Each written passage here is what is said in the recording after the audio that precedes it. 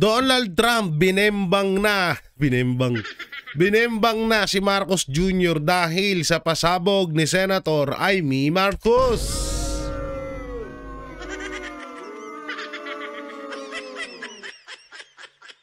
Medyo alam nyo kasi etong si Donald Trump ay kilala natin to sa mga ayaw sa mga adik. Alam nyo naman yun. Ayaw ni Donald Trump sa mga adik. Kaya nga etong si Donald Trump ay idol or kinakabiliban etong si Pangulong Duterte dahil nga sa abilidad nito na talagang napuksa niya ang droga nung panahon na siya ay naging presidente ng bansang Pilipinas. At ngayon ay etong ang matinding pasabog ni Amy Marcos mapatungkol sa kanyang kapatid na eto ay gumagamit ng pulburotics kasama ang kanyang asawa na si First Lady Lisa Araneta Marcos na na-involve din sa nangyaring insidente sa US na kung saan ay na-overdose etong si Paulo Tantuco at tinuturo siyang kasama. Na ito ay unti-unti nang naglalabasan ngayon. At ang matindi pa dito, hindi lang mama, hindi lang papa, kundi pati kasama ang anak. Ngayon yung mga matitinding pasabog ni Senator Amy nung nakaraan doon sa rally ng Iglesia ni Cristo. Ito lang may nababasa kasi akong comment bago tayo mapunta doon sa mga pictures and videos na re-reactionan natin. May mga nakikita ho kasi akong post ng ibang mga hindi ko alam kung Duterte supporters or Marcos supporters. Pero malamang sa malamang mga parang mga dilawan. Sinisisi nila ang INC kasi kung hindi daw nagkaroon ng rally ang INC hindi daw magkakagulo itong magkapatid. Sabi ko, bakit nyo kailangan sisihin yung INC? Dapat nga pasalamatan pa yung kasi nga kung hindi rin dahil doon sa rally na yun, hindi makakapagsalita ng ganyan etong si Amy Marcos. Tsaka magandang pagkakataon ho yun, no? Magandang pagkakataon yung nangyari na yon at doon nga sinabi ni Senator Amy Marcos. Ewan ko alam nyo mga dilawan na yan Sa totoo lang ito real talk, wala na ho kaming kalaban. Kaming mga Duterte supporters, wala na ho kaming kalaban ng mga loyalista.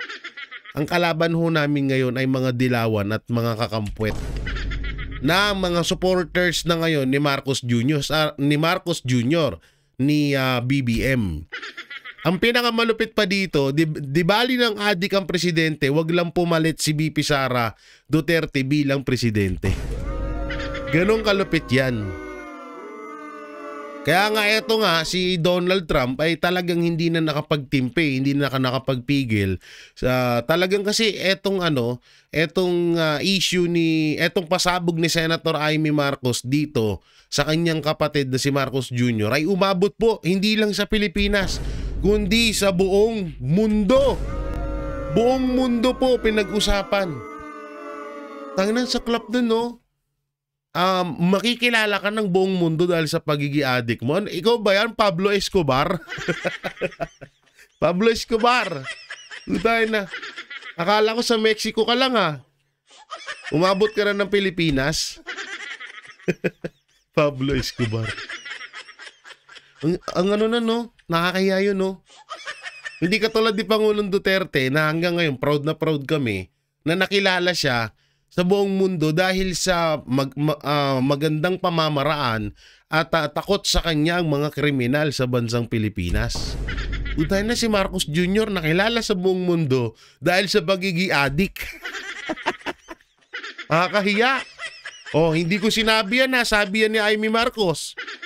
Inulit ko lang Hindi malalaman ng buong mundo yun kung hindi dahil sa kapatid niya. Kaya Amy Marcos, kaya utangin na siguro kaya siguro itong si Donald Trump, alam naman natin to na against sa mga drug user or sa mga nagpupulburon.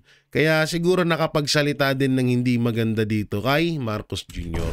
At mamaya ako papakita sa inyo yan. Dito muna tayo. Ilabas mo. Yan. Sabi ni Marcos Jr., ito na naman yung mga pangbubola sa atin ni Marcos Jr. Ha. Abangan nyo yung nasa huli kong papakita sa inyo dito. Sobra kayong matatawa. Nagbunga na ang resulta. Ang mga pasensya nyo. Anong nagbunga? Nagbunga na nagbunga na ng resulta ang mga pasensya nyo. Bakit makukulong ka na ba, Marcos? Kung makukulong ka na, i-inform mo kami, ha? Oo. Kasi yun yung inaabangan na resulta ng taong bayan, yung pagkakulong mo. Dahil ang usapang nakawan, number 1 ka dyan. Isa ka sa mga mastermind ng nakawan. Diba? Ngayon, kung sinasabi mong nagbunga na ng resulta, ang resulta siguro na sinasabi at gusto namin ng mga Pilipino, yung pagbaba mo sa pwesto at pagpapakulong sa'yo. Yun yung nagbunga ang resulta. Okay? No? Siguro naman naiintindihan mo, Tagalog na yun. Hindi naman ako bulol-bulol. Hindi naman ako choppy. Ayun ang gusto ng resulta ng mga Pilipino, yung bumaba ka sa pwesto at makulong ka. Yun. Tapos na yan, ha? Huwag ka magpanggap. Hindi kami pinanganak kahapon, hindi kami mga tanga. Okay? Ito pa isang malupit. Breaking news. Ebidensya laban kay Saldico at Romualdez na ipasa na sa ombudsman ayon kay Marcos Jr. So sabi niya kanina, nagbunga na daw ng resulta. Ito yung malupit dyan. Ito ang malupit na pinapaikot-ikot tayo nitong mga hayop na to. Tapos dito sasabihin niya na ebidensya laban kay Saldico at Martin Romualdez nasa ombudsman na. Aantayin natin ng 6 to 9 months. O bakit? Bakit ko sinabi na 6 to 9 months? Unang-una, sabi ni Boying Rimulya, matatapos daw ang investigation kay Martin Romualdez sa loob ng 6 months to 9 months. So ibig sabihin, next year pa. Ang lupit, di ba?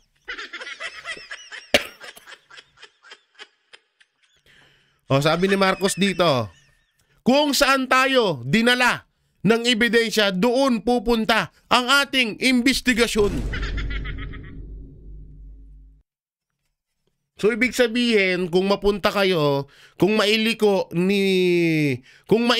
nyo ng mga halimbawa ha, kung mailiko nyo nila Remulla, ng mga congressman, ni Tito Soto at Ping Lacson, yung investigasyon sa flood control scam na nagnakaw kayo ng trilyones sa kaban ng bayan, kung halimbawa yung investigasyon ay lumihis papunta sa mga Duterte, so ibig sabihin doon kayo.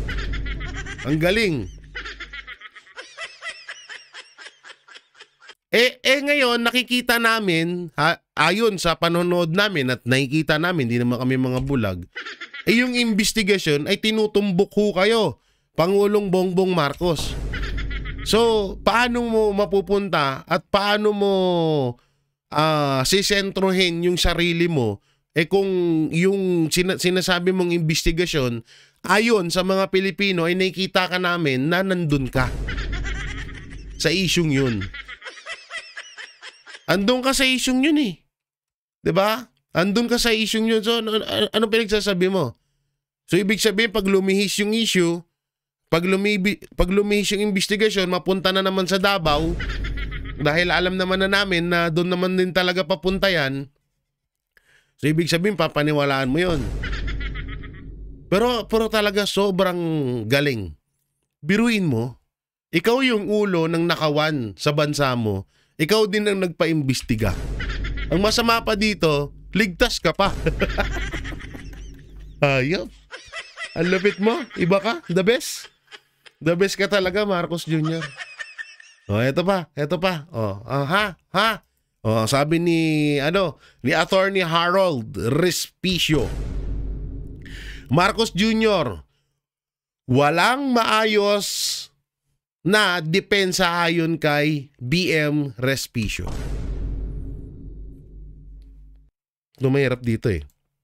Masyadong maliit. Lakihan natin. Okay. Lakihan natin ng font.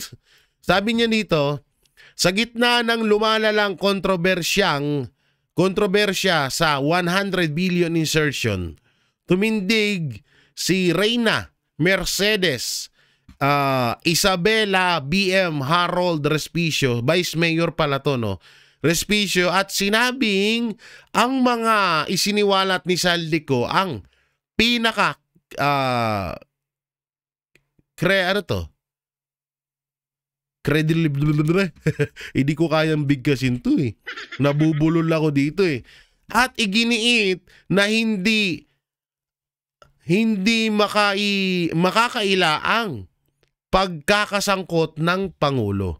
Kapag may itinuro kang gunman, Saldico, binanggit niya yung mastermind Marcos Jr.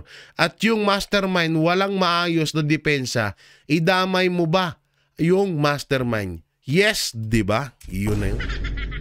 Tama naman yun, may punto siya dito.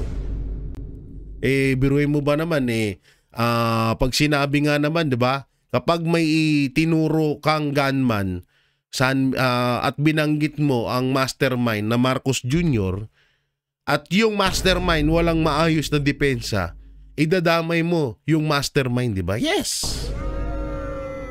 Galing dun ni Attorney Ang galing ni Attorney Respicio dito Oo, hindi ko na sa talagang gumagaling-galing ka, Attorney. Akala ko kay ka lang eh. Akala ko kay Chairman George Garcia. Doon ko nakuha sa kanya kasi yun. Yung ganong bigkas ng Chairman George Garcia. Pero malapit to si Vice Mayor Respicio, Attorney Respicio. So barag na naman si Marcos Jr. doon. Uubo lang ako. Hindi gumagaling yung ubo ko, hayop. Buisit talaga. Hindi porket sagit to ng gwapo, araw-arawin ko na. Eto. Kasong plunder. Inirekomenda laban kina Saldico at Martin Romualdez. Sino kaya? Wow, totoo ba to? Ano to? Totoo ba to o panibagong aabangan na naman naming pelikula to? Sana totoo na to ha. Ayaw na namin ng basahin natin. Inirekomenda ng DPWH at ICI sa ombudsman ng mga pagsasampa ng kasong plunder laban kay dating House Speaker Martin Romualdez at Saldico, dalawang personalidad na tinukoy nila bilang pangunahing suspect sa flood control scandal. Yan po ang wow ha. Totoo ba to? Ha? Anton, iisipin na ba namin na nilalaglag na ni Marcos Jr. ang pinsan niya? Kaso, ang nakakabwisit kasi dito, ito yung sinasabi nyo sa amin na parang ang DPWH at ang ICI gustong kasuhan, gustong makulong, gustong kasuhan ng plunder etong si Martin Romualdez at Saldico. Yun ang gusto nilang iparating sa mga Pilipino. Kaso, nagsalita itong si Remulla. Nasabi niya 6 to 9 months daw bago daw mapag-isipan or bago mahatulan na kung guilty ba o hindi etong si Martin Romualdez. So, saan kami maniniwala sa inyo? Ang gulo nyo, ha? Ano yan? Kami yung Kami mag-a-adjust sa inyo? Tsaka bakit nyo... Ay, naku po. Ito na lang Bakit ayaw ideklara ni Pangulong Bongbong Marcos na rektang kasuhan ng etong si Martin Romualdez? Kasi ito, kinasuhan na nila si Saldico. Sabi nga, etong ngayong kasabihan dyan, hindi magagawa ng mga kontraktor ang pagnanakaw kung walang Saldico. Hindi magagawa ni Saldico ang pagnanakaw kung walang Martin Romualdez. At hindi rin magagawa ni Martin Romualdez ang pagnanakaw kung walang Marcos Jr. Napakalinaw nun. Tapos ngayon, dadalhin sa ombudsman. Ang gagawin ng ombudsman, papaikot-ikutin yung mga tao doon. Tapos sasabihin niya, 6 to 9 months daw, hype na yan. Pero kay Saldico, ang bilis. Kasi nilaglag kayo. Yun punggol. So ibig sabihin, kapag nilaglag ni Martin Romualdez ang kanyang pinsan na si Marcos Jr., yung 6 to 9 months na yun, magiging 1 day na lang. Kasi ganun ang pinakita nyo sa amin eh. Diba? Oh. Nung hindi pa nagsasalita si Saldico, anak ng teteng, wala kayong sinasampang kaso. Pero nung nagsalita na si Saldico, putang ina, nagkukumahog kayo, nakasuhan si Saldico. Ang tanong nga dito, kapag nilaglag ba ni Martin Romualdez ang pinsan niyang si Marcos Jr., yung 6 to 9 months na investigasyon laban kay Martin Romualdez, magiging 1 araw na lang ba? Pero ako nananawagan ako kay dating Speaker Martin Romualdez, the future Prime Minister of the Philippines. Sir Romualdez, Sir Congressman Martin Romualdez. Eto na lang paalala lang. Iba ang utak ng pinsan mo. Mas dihamak na mas matalino ka sa pinsan mo. At alam mo ang karakas ng pinsan mo. Kung ang Duterte nga na nagpapanalo sa kanya, nilaglag niya, ikaw pa kaya? Kung ako sa'yo, Speaker Martin Romualdez, ilaglag mo na si Marcos Jr. Bago ka pa unahan. Kasi eto hanggat si Marcos Jr. ang nakaupo, wala ka pa ring lakas. Anytime pwede kanyang ibaliktad. Ang mas maganda, unahan mo na. Diba? Kasi alam mo naman talaga Yun naman talaga yung totoo doon. Na hindi mo magagawa ang pagnanakaw mo kung hindi dahil sa pinsan mo. Yun yung punto doon. Kaya kung ako sa'yo, Martin Romualdez, ilaglag mo na si Marcos Jr. Unahan ka dyan, iyak ka dyan. Mas mawawalan ka pa rin ng lakas, hawak niya pa rin ng kapangyarihan. Depende na lang kung talagang totoo na etong si Marcos Jr. ay display lamang. At ang nagko-control sa lahat ng nangyayari ngayon ay kayo ni Lisa Araneta Marcos. Depende Depende. Oo, no. Ako sa'yo, Sir Martin, laglag mo na. Oo, malay mo, maging manalo ka pa. Ay, charot. No? Inuto no? Dito naman tayo. Eto pa. Sabi ni Marcos Jr., Saldico, may arrest warrant na. Nagbunga na ang pasensya nyo. Yun yung sabi ni Marcos Jr. kay Saldico. Ang bilis Porket nilaglag ka, Marcos, kinasuhan mo na agad Ang bilis Grabe eto yung sagot ni Atty. Rowena Guanzon. Anong nagbunga pinagsasabi mo? Kayo ng pinsan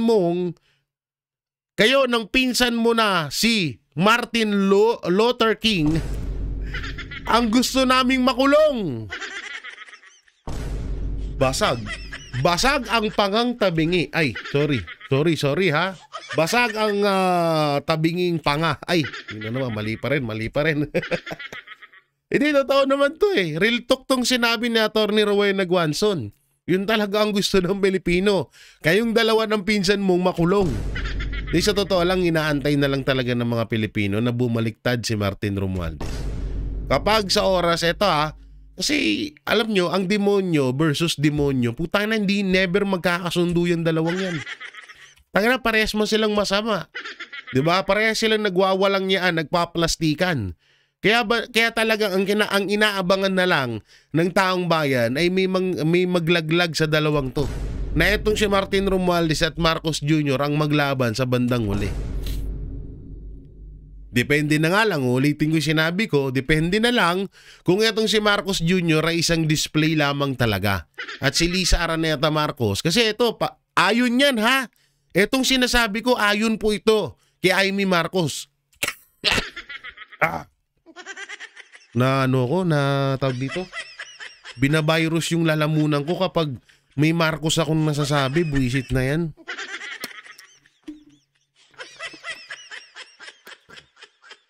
Ba't kaya ganun, no? Kanina hindi mo na ako inubo, di ba? Nung hindi ako nagsasalita ng Marcos, nung nagsalita na ako ng Marcos, wala na, nangatin yung lalamunan ko. Nga ba sasabihin ko? Hindi, etong sinasabi ko na display lang si Marcos at ang nagko-control si Lisa at si Romualdez. Sinabi po ito ni Senator Amy Marcos nung panahon ng halalan, bago maghalalan ng senatorial candidate. Ito yung unang pasabog niya na ang may hawak at may control ng Pilipinas ay ang si Lisa Araneta Marcos at si Martin Romualdez. Ngayon, kung sakali man na talagang magkabembangan na etong magpinsan, asahan talaga natin na maaaring ilaglag ni Martin Romualdez etong si Marcos Jr. Kaso, kung dahil nga kontrolado talaga simulat sa poll ni Romualdez ang Pilipinas, lalo na yung pinsan niya, putay na, wala tayong magagawa dyan. Hanggang sa huli magtatakipan at magtatakipan yan. At ayun nga, tama si Atty. Rowena Guanzon na ang kahilingan at ang kagustuhan ng mga Pilipino, dalawa kayo ng pinsan mong makulong.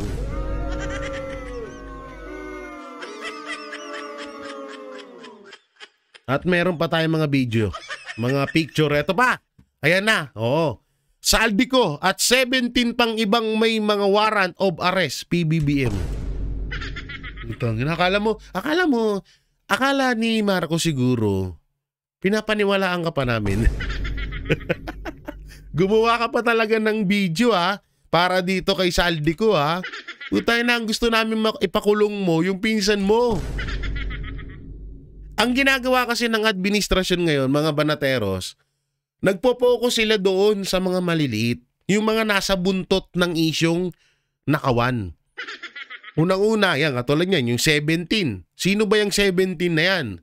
Yan po yung mga kontraktor. Yan po yung mga nasa dulo ng issue. Ulit-ulitin ko nga sa inyo, katawan ng isang ahas ang nakawan sa gobyerno. Ang ulo niyan, Malacanang at ang Congress. Ang gitna niyan, DPWH, at ang buntot niyan ay yung mga kontraktor kagaya nila Diskaya, nila Hernandez, nila Alcantara. Sila yun. Yung nasa buntot. At kasama na rin tong si Martin, si Saldico. Ang nakakatawa dito, so parang pinapamukan ng administrasyon na mas malakas si Saldico kaysa kay Martin Romualdez. Na hindi natunugan ni Martin Romualdez yung pagnanakaw ni Saldico. Putang na, weak din pala siya. Diba? Tsaka ito, hindi ako nagkamali na talaga lahat ng congressman, lahat ng mga dilawan ng mga makakaliwa ngayon na under ni Marcos Jr. at Martin Romualdez, lahat yan, papit lang kayo niyan. Tignan nyo yung ginawa kay Saldico. May interview pa si Saldico na pinaka-close friend niya, etong si Marcos, si Martin Romualdez. Tignan nyo yung ginawa. Ginawa siyang papit ngayon. Ginawa siyang sangkalan para mailihis sa pangalang Martin Romualdez yung trilyones na ninakaw nila. At mapunta itong issue na to kay Saldico. Ganun kalupit.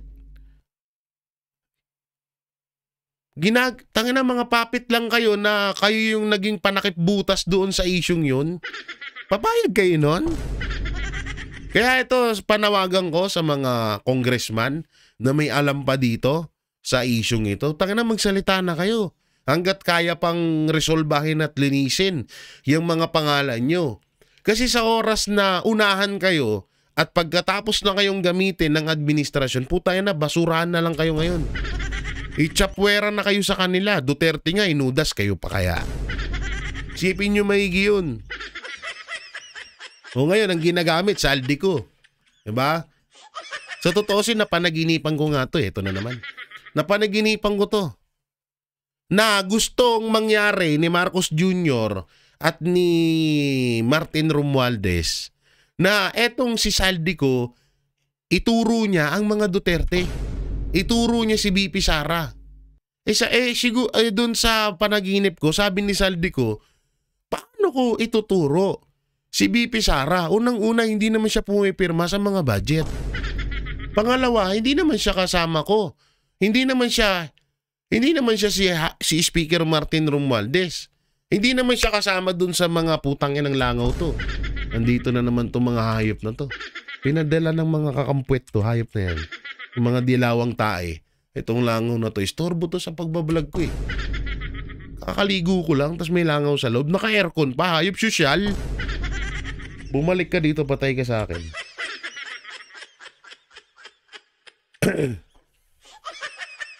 Iyon yung nasa panaginip ko. Na gustong mangyari na magpinsan na itong si Saldico ay ituro niya si Vice President Sara Duterte na nag-uutos sa kanya na magnakaw. Na magnakaw doon sa kaban ng bayan. Kaso humindi si Saldico. Kaya ang ginawa kay Saldico, tinakot. Kapag hindi mo ginawa yan, kakasuhan ka namin. Ikaw ang papalabasin namin masama. Na nangyayari naman na ngayon. Nangyayari naman ngayon, di ba? Kitang-kita. Saan sila nakapokus? Kay Saldico lang. Nakapokus ba sila kay Martin Romualdez? Nakasuhan ba si Martin Romualdez? Ha? Target pa lang. Hanggang dun lang sila. Target kong kasuhan si Martin Romualdez. Plano kong kasuhan si Martin Romualdez. Balak kong kasuhan si Martin. Puro ganun lang. Hanggang sa paikot-ikot lang tayo. Pero si Saldico, tingnan mo, naunahan pang kasuhan. Kaysa dun sa mastermind talaga. Ayop na yan. Ito pa. Ito pang isa sinabi niya. Aarestuhin na sila. Ihaharap sa korte. Aba, ngayon kilala mo yung korte. Pero sa ginawa mo kay Pangulong Duterte, hindi mo kinilala ang korte. Ang galing mong kupal ka.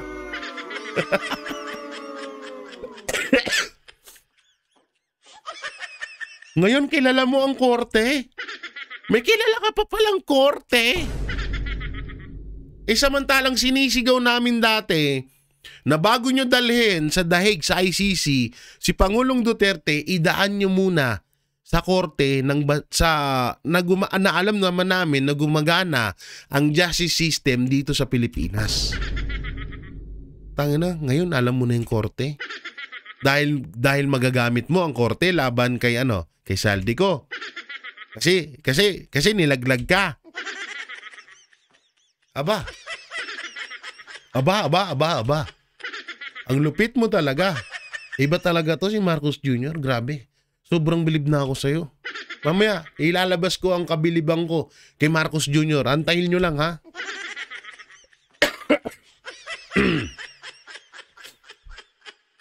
Pananagutin sa batas. Walang espesyal na pagtrato. Walang sinasanto. Aba! Ang lupit. Walang espesyal na pagtrato. Walang sinasanto. Kaya pala, malaya pa rin ang pinsan mo ngayon.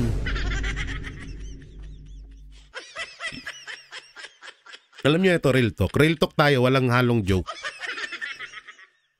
Alam niyo sa nangyayari ngayon, sobrang kakapalan na ng mukha ni Marcos Jr. Tingnan niyo nagagawa niya pang gumanito. Nagagawa niya pang magsalita ng ganito. What if pa kaya yung pagbaba? Sa totoo lang, what if pa yung pagbaba? Hindi yan kahit anong pang mangyaring rally. Pero hindi ko sinasabing huwag kayo magsalita ng kagustuhan nyo. At hindi rin ako against sa mga rally. Pero kahit anong gawin ng putang inang langaw na to, ng rally, hindi bababa si Marcos Jr. Tingnan nyo yung kakapalan ng mukha na ginagawa ngayon. May mga ganito siyang salita. Samantalang yung pinsan niya, hindi niya nga mapakulong. Aslo, lo mo. Wag mo kami. Wag kami, adik na lang. Ay, sorry. Tama ba yung sinabi ko? Wag kami, iba na. Wag kami, iba na lang. Akala ko wag kami, adik na lang. Wag kami, adik na lang. Bago yun may natutunan ka na naman, ha? Oo, ngayon, gagawin natin. Lo mo, wag kami, adik na lang. Tayo lang lakaw to. Buisit na to. Paano nakapasok to rito? Naka-bulletproof tong kwarto ko. Wow, bulletproof. Ang inang langaw to May sa demonyo talaga mga dilawan tsaka kakumpit no? Pati langaw napapadala eto. Eto pa isa. Hindi po ito haka-haka. Hindi po ito kwento. Ito po ay tunay na ebidensya. Pinaglolo ko yung sarili niya no? Hindi mo, Marcos. Grabe ka, iba ka.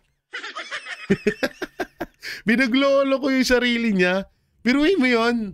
Adik ka na. Niloloko mo ba sarili mo? Tama nga yung sinabi ni Aklas dati. Bakit ako payat? Binabantayan ko ang aking sarili. Ang hirap ng ganun, no? Alam niyo kung bakit sobrang lap trip ako sa vlog ko? Bakit sobrang tawang-tawa ako sa mga vlog ko at nakikita niyo namang masaya ako? Ito yung sinasabing hindi mo kasi niloloko yung sarili mo. Ang hirap kasi ng ganun. Pansinin niyo sa mga tansu vlogger, sa mga dilawan na mga vlogger, tas versus Duterte vloggers. Pansinin niyo yung aura namin. Aura ng mga Duterte vloggers, kitang-kita nyo na talagang nag-enjoy kami sa ginagawa namin dahil alam namin totoo. At alam namin na nasa tama kami. Pero pagdating sa mga dilawang tayong vlogger, yung mga tanso vlogger, tignan nyo, sobrang seryoso na sila pero walang nagseseryoso sa kanila. Oo, sa totoo lang. Mga seryoso yun. Grabe kung mag-reaction, nakala mo mala gas abelgas. Scene of the crime. May mga may mga transition pa yun mag-vlog. Seryoso pero walang nagsiseryoso sa kanila. Ganun si Marcos Jr. Diba? Sa feeling niya, napapaniwala niya tayo, pero feeling niya lang yun. Oo. Feeling niya lang yun. Lakas amats So, totoo alam niyo kung bakit ayaw kong pababain si Marcos Jr.? Eto mga banateros, aamin ako. Bakit ayaw kong pababain si Marcos Jr.? Comment nyo dyan, bakit? Ito live. Alam nyo kung bakit? Kasi hi siya.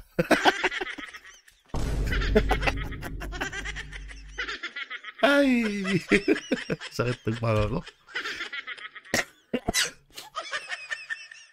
Totoo naman paano ko siya mapapababa kung hi siya? Kaya ayoko pababain si Marcos Jr. Kasi nga, hi siya. Sa Tagalog, mataas. Mataas na malakas. Ay. Tangina yun. Akala mo, Marcos, may naniniwala pa sa'yo. May paganyan-ganyan ka pa. Ito na po ang ebidensya. Utang na, kung ebidensya lang ang usapan, ikaw yun. Ay, naku po. Eto na guys. Eto na ang kinakaabang-abangan nyo lahat. Ang inaabangan ng lahat. Tingnan nyo to, sobrang tawang-tawa ako dito. Tingnan nyo to. Tingnan nyo lang kung gaano tayo lokohin ni Marcos Jr. Pakita ko sa inyo Sana? Yan. May napapansin kayo? Bago ako magsalita, may napapansin kayo dyan? Basahin nyo. Ayan o, yan ang nakasulat. Sabi niya, wala nang baha sa 2026. Ang sarap pakinggan, di ba? Sobrang sarap pakinggan, di ba? Alam nyo kung bakit? Alam nyo kung bakit tayo pinagloloko nito? Mamaya, basahin ko muna. Easy ka lang, nakikinood ka ng alis. Ano ka pa? Nagmamadali ka pa. Eto, basahin natin ha. Nangako si Marcos Jr. na mawawala ang baha sa Cebu sa loob ng 1 taon. Kasabay, kasabay ng Oplan kontra baha at pagtatayo ng Sabo Dams para pigilan, putang inang langaw to, para pigilan ang debris at baradong daluyan. Ang pangako sa akin ay 1 taon. So the promise to me is when it's rain again, there will be no more flooding. Ang sarap pakinggan. Kala mo totoo. Ang sarap pakinggan, di ba? Pero ito yan. Papaliwanag ko sa inyo maigi. Wala nang baha sa 2026. True. Totoo po yan. Alam nyo kung bakit? Kailan naging patapos na ang tag-ulan sa Pilipinas? Magje-January na. Alam naman natin ang panahon ng January, February, tag-araw yan. kaya talaga, wala na talagang magiging baha sa Pilipinas. Oo, totoo yan. Wala na magiging, siguro kung meron man, hindi na rin natin masyadong kapa ngayon. Ang panahon, ika nga ni Marcos Jr., hindi nag-i-schedule. Walang i-schedule ang bagyo sa bansa. Di ba? So, hindi nagpapaalam ang bansa kay Marcos Jr. pag pupunta rito. Pero ang pagkakaalam ko, siyempre 2026, January yan. Diba? January, February. So, ang pagkakaalam ko, bandang January at February, tag-araw yan eh. Yan ang pagkakatanda ko dyan. So, talagang walang baha na mangyayari. So, ibig sabihin, niloloko na naman tayo nitong punyetang to. Ha? Tsaka ito pa isang kagaguhan dito. Sa loob daw ng 1 taon.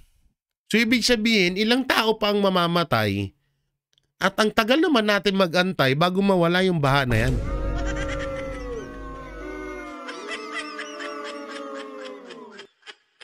Marcos Jr., I'm so proud of you. Why?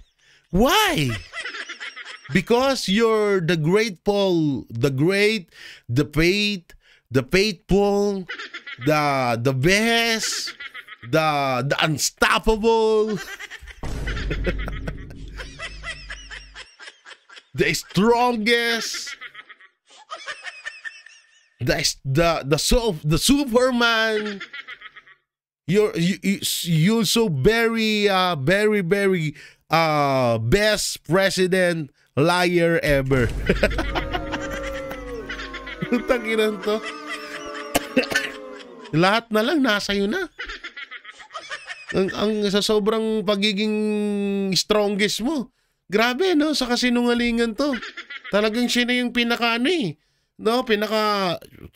konti na nga lang. Ikaw na, eto sige, rektahin na natin. Ikaw ang Diyos ng kasinungalingan. Itang ina niya, wala nang ba sa 2026. Malabang, January na yun. Tag-araw na yun eh. Siraulo ka ba? Wala talaga mangyayaring baha nun. Nagluloko tayo na itong taong to. Oo, grabe no. Tangin ang ginaganon-ganon lang tayo. Ang lakas mo, BBM. O ito, panoorin natin bago tayo mapunta doon sa sinabi ni Trump. O, ito yung talumpati niya. O, lights! O, ito ha. Ayusin ang panga. Ayusin mo yung panga mo. Hype naman na yan. Ayusin mo, nakatabingi. Okay. Hype na to. O, panoorin natin. Araw po sa inyong lahat. Ito po ay isa pang report na aking ginagawa upang malaman ng taong bayan kung ano na ang nangyayari tungkol sa mga flood control na kaso na naging iskandalo. At kung kung ano ang mga ating nagawa upang mapanagot ang mga May napansin kaya to, ulitin natin. Tingnan mo. I-slow motion natin. I-slow motion para maganda. Ito. Ito po ay pansinin nyo ha. Isa pang report na aking ginagawa upang malaman ng taong bayan. Taong bayan. Tayo na. Kumabig guys. Kumabig pa kumabig pa kaliwa. Aking ginagawa upang malaman ng taong bayan kung ano na ang nangyayari. Ano na ba? Tungkol sa mga flood control. Bumaba na ba? Point 2 na. Naging iskandalo. At kung kung ano ang mga ating nagawa. Okay. Upang mapanagot ang mga may kagagawan nito. Kailan ka makukulong? May report na ang ombudsman nagpormal nang naghain ng kaso laban kina Saldico at iba pang 17 individual. Ba't di mo binasa yung pinsan mo? Kay Saldico lang. Batay sa mga ebidensyang iniakyat ng ICI at saka ng DPWH. Hindi po ito haka-haka. Hindi po ito kwento. Ito po ay tunay na ebidensya. At yung adik ka daw, sabi ng kapatid mo, haka-haka ba yun, President? Nagtatanong lang naman ako. Idol kita Best president ka nga Ito po, para hindi ko na babasahin, pero makikita naman ninyo sa phone ninyo. Ito na, pati yung pagbabasa, tamad ka pa. Yan na nga lang yung Diyan na nga lang kami umaasa sa'yo sa pagbabasa mo. Hindi mo pa binasa, tinamad ka pa. Gano'ng katagal tong video mo? Putang ina 2 minutes, tinamad ka pa. Anip na yan. Hindi ko na po babasahin. Nakikita nyo naman po sa phone nyo. Kami mag-adjust sa'yo. Sige, okay lang. Tayo na lang mag-adjust. Wala Lost thread na yung internilyo dito banda. Ay. Ito yung listahan ng... wait lang paano namin may kita yan? Tayo na babasahin mo na lang. President Bongbong Marcos, apakatamad mo naman. Ibabasahin mo na lang kinatamaran mo pa. Ano mo naman yan? Yun na nga lang inaasahan namin sa'yo, pagbabasa. Kahit na alam naman namin na palabas mo lang yan. Tapos kinatamaran mo pa. Sige, tayo na mag-adjust. May arrest warrant na. At ang susunod na hakbang, wala nang paligoy-ligoy pa. Uy, walang paligoy-ligoy. Ano yun? Walang paligoy-ligoy. Ano yun? Ang ating mga otoridad ay... Bayad na. Ay, sorry. Akala ko Siyempre, papatupad na nila itong mga arrest warrant na ito. Aba, kailan? Sino arrestuhin? Ikaw? Arrestuhin ka na ba? Kailan? Aba, abangan natin. Arrestuhin ka na, ha? Sila. Harap sa korte at pananagutin sa batas. Sana all. Kasama ka doon. Pagtrato, walang sinasanto. Ako ang nagsimula nitong lahat. Ako ang magtatapos. Asahan po ninyo na wala pong tigil itong aming ginagawa. Ako ang nagsimula nito. Sa akin nagsimula ito. Ako ang nagnakaw nito. Pero ako ang hindi makukulong. Dapat ganun Ito, bobo rin yung gumawa ng script Ako ang nagsimula nito. Ako ang tatapos. Mali. Dapat, ako ang nagsimula nito. Sa aking nagsimula ito. Pati ako damay dito. Pero hindi ako makukulong. Ay, nako. At kahit na parang napakatagal ang dumaan na panahon, ako'y nagpapasalamat sa Ano daw? Dumanap? panahon. At kahit na parang Puta na, biglang nagkasa ng ano. Nakita niyo yung kumasa eh. Gumano no? Puta na, kumasa. Para hindi malata, yumuko. Oh. Ayun no? Oh, kinasa eh. napakatagal ang dumaan na panahon. Dumanap. Kaya kabulol, may bilabasa ka na nga, nagbubulol ka ba? Ako, bulol din ako, pero minsan sinasadya ko yun. Sinasadya mo yan, Pangulong Bongbong Marcos? Kasi ako sinasadya ko minsan yung pagiging bulol ko.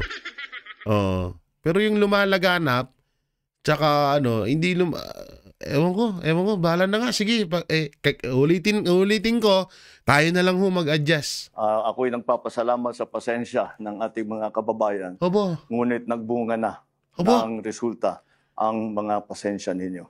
Obo. Maraming salamat po. Nagbunga na pala eh. Bakit andyan ka pa?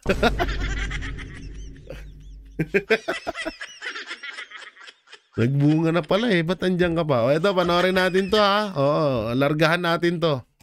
Pinakakasuhan na ng plunder, graft at direct bribery sina dating House Speaker Martin Romualdez at dating Congressman Zaldico kaugnay sa maanumalyang flood control project sa bansa. Ang rekomendasyon na yan inihain sa Ombudsman ng Independent Commission for Infrastructure o ICI at ng DPWH. Kasama sa mga ipinasa nila ang... Ayoko nang panoorin to. Alam kong katarantaduhan lang. Dito na tayo. So eto nakakagulat na balita ito. Press Trump may patama kay Marcos Jr. O ito panoorin mo natin. Inihalin tulad pa sa ating dating Pangulo na si Rodrigo Roa Duterte. Ang tanong, bakit niya sinabi yun? Ano ang punto niya? At paano ito konektado sa nangyayaring impeachment kay VP Sara Duterte? Sa conflict sa Middle East at sa kasalukuyang estado ng ating bansa? Tara, himay-himayin natin.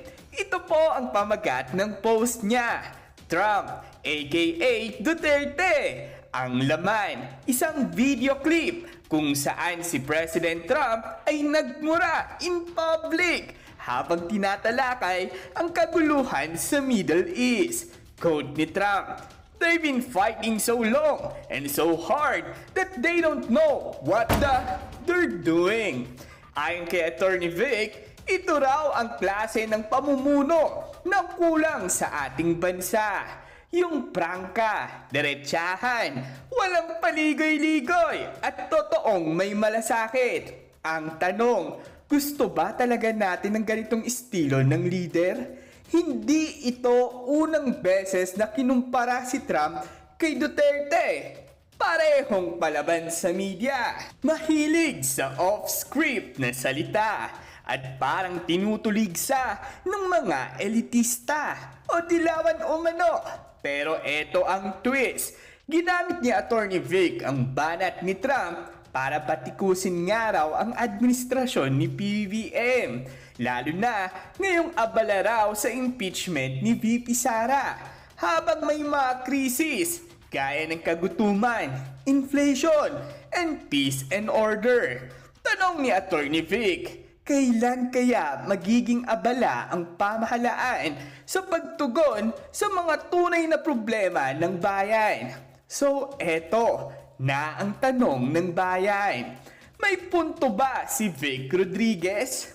Sa totoo lang, oo. Hindi sapat na politika lang ang inuuna ng mga nasa pwesto. Pero sapat ba na sabihin ganito dapat ang estilo ng pamumuno natin? Hindi rin siguro. Ang problema ng bansa ay hindi lang mareresolba sa mura o tapang-tapangan. Kailangan ito ay may aksyon at solusyon. Isang tunay na leader ay hindi lang malakas ang boses, kundi may direksyon. Mga katinig ng bayan, sa panahon ngayon, napakaingay ng politika. Kaliwat kanan ang impeachment, ang power struggle sa Kongreso, at ang pag-aaway sa social media. Pero habang tayo ay nahati-hati, ang tunay na issue, may trabaho ba ang mga kababayan natin? Bumaba na ba ang presyo ng bigas? Ligtas ba ang mga kabataan natin mula sa pinagbabawal na gamot at karahasan? May direksyon ba ang edukasyon at kalusugan sa bansa? Alam nyo rito, kaya ako pinapanood sa inyo to. Gusto kong maipaunawa na yun na nga, na mas karapat dapat yung mga namumuno sa atin ay talagang unang-una, syempre, nirerespeto ng ibang bansa. Number 1 na yung US. Ngayon, paano rerespetuhin si Marcos Jr. ng ibang bansa? Lalong-lalo na yung US. At sabihin na natin, at dito sa mga kapitbahay natin dito sa Asia, paano siya re-respetuhin ni ultimong kapatid niya nga nang nagsabi na adik siya? At pangalawa, si Leni Robredo na ang nagsabi na talagang talamak na ulit ang droga sa bansang Pilipinas. Kaya nga yung sinabi ko sa post ko, papanood ko sa inyo tong post ko. Sinabi ko po ito sa programa namin na Vox Populi. At ipapakita ko ngayon sa inyo itong video ito para mas lubos nyong maunawaan. Ayoko nang ulitin kasi baka maiba pa yung mga sasabihin ko eh. So dito ipapanood ko sa inyo etong video ko na to, na kung saan talagang mas lalo hong napatunayan natin, na pinatunayan din mismo ni Marcos Jr. na kung bakit ba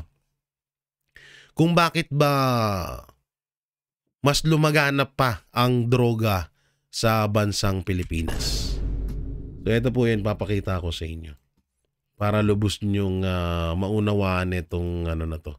Etong palabas. Mabigat na mabigat yun. Ikaw naman, Jay, ano naman ang masasabi mo doon sa yung pinagdadaanan ni Amy? O kasi tagal niyang tiniis eh. Mantakin mo parang sinasabi niya, hindi ko pa siya responsibilidad noon. Kaya kasi buhay pa ang mga magulang ko, pero alam ko na yun na talaga ang yun na talaga ang problema niyan. Pero ngayon, nagpunta tayo sa ibang bansa, ako ang tumayong mga magulang para sa ating magkakapatid. At ngayon parang tinitake niya na as responsibility yung paglalabas ng katotohanan. Sa tingin mo, bakit ngayon lang? Ang lang din kasi diyan kay Senator Amy, katulad niyan yung sinasabi na siya ngayon naninira.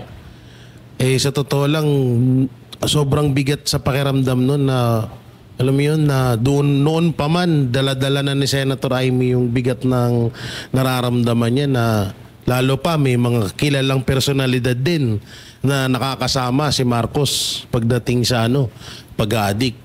So yung mga tao na yun, maaaring nasasabi rin nila sa iba yung kanilang mga ginagawa. So noon pa man, talagang sinisira na ni Marcos Jr. yung pangalan nila, at talagang yung kahihiyan naman sinasalo ng buong pamilya, lalo na to si Senator Amy. Doon naman ako sa sa mga malinaw na sa atin ngayon. 'Di ba, palagi tayo nagtatanong nung panahon ni Pangulong Duterte, ang daming nahuling mga drug lord, mga pusher, hanggang sa mga user din, at hindi basta-basta yung mga nauhuli nun. Ngayon, napakaliwanag na at nagkaroon na tayo ng mga sagot sa isipan natin na una-una yung mayor ngayon na pinakakawalan din, na umaming siya ay drug lord. Tayo na ba't ang pangit niyang nagsasalita na yan? pinakawalan din nung nakaupo na si Marcos. Ganon din si De Lima. At ngayon, yung mga katanungan natin na bakit walang nahuhuling mga drug lord na kahit na bilyong-bilyong halaga ang daladalang droga ay wala man lang yung iisang driver lamang.